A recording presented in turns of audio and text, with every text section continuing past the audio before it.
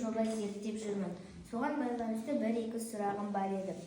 Ауыл іші және ауыл маңындағы қоқыстар қалдығының адам денсаулығына зияны туралы не айтарыңыз бар? Және сондай жағдайлардың алдын алу шаралары қандай сізге қатысты? Рахмет қойған сұрағыңа. Біріншіден, ең бірінші тазалық болу үшін, денсаулық болу үшін тазалық керек қой. Тазалық деген қазақта мақал бар, тазалық денсаулық кепілі дейді. Сондықтан жалпы өзіңнің үйің болсын, үйіңнің айналасы, қора-қопсың айналасы бәрі таза болу керек. Бірақ енді өкінішке орай біздерде кейбір отбасылар үй маңайын жақсы таза ұстағанмен, кейбір отбасылар өзінің үйінің айналасы жақсы болса болды, сәл қоқыстарын бір 100 метр жерге тастай салады. Ол мысалы қыс бойы тастаған қоқыстарын көктем шыға, қыста қатып жатады ғой, көктем шыға оны иіс шықпай, жаңа тастаған қоқыстары шіріп, зиянды несін шығармау үшін, улы газдарын шығармау үшін оны сол салқын кезде көктемде тазалап тастау керек қой. Бірақ тазаламайды.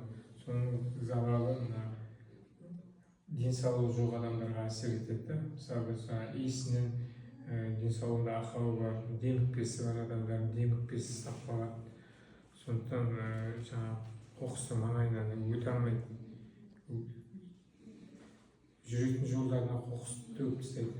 Сондықтан сол адамдар ауруға душар болады. Осындай зияны бар. Ауыл маңындағы карьердің қалдық шаңдарының адам денсаулығына зияны туралы пікіріңіз? Енді карьерлер жалпы зиян. Кез келген карьерлер жердің бетін қопарады ғой. Мысалы, біздің таушықтың айналасында осы қазір жұмыс жасап тұрған 5 карьер бар. Олар карьерлер мысалы шебіндер шығарады.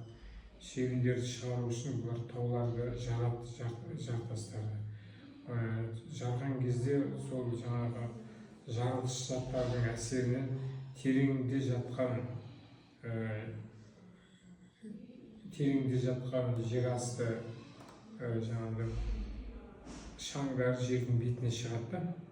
Жердің астында біздің карьер тауларымызда радиациялық күкірт көп орналасқан уран да бар. Сол жердің астында жатқан сол жарылыстың әсерінен жердің бетінен шаң болып шығады да, сол ауамен жалпы ауылға тарайды. Ауылдың айналасындағы мал жайылатын өсімдіктерге, шөптердің үстіне қонады. Оны жеген мал уланады, малды сойып, сүтін ішетін, етін жейтін адамдар уланады. Сондықтан карьерлердің шығатын шаңның үлкен зияны бар. Оның зиянды әсері алдымен адамдардың бойында тыныс жолдары ауруын көбейтеді, біріншіден, екіншіден тері ауруларын көбейтеді, әртүрлі аллергиялық ауруларды қоздырады. Осындай көп зияны бар.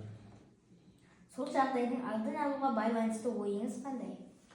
Бұл біріншіден алдын алу үшін не істеу керек? Алдын алу үшін елді мекенге жақын орналасқан карьерлерді көшіру керек, алысқа көшіру керек. Біздерге қазір 1 километрге жетпейтін жерде карьерлер орналасқан, ол кемінде 30 километрге дейін алысқа көшірсек, сонда кішкене ауыл тұрғындарына зияны аз болады.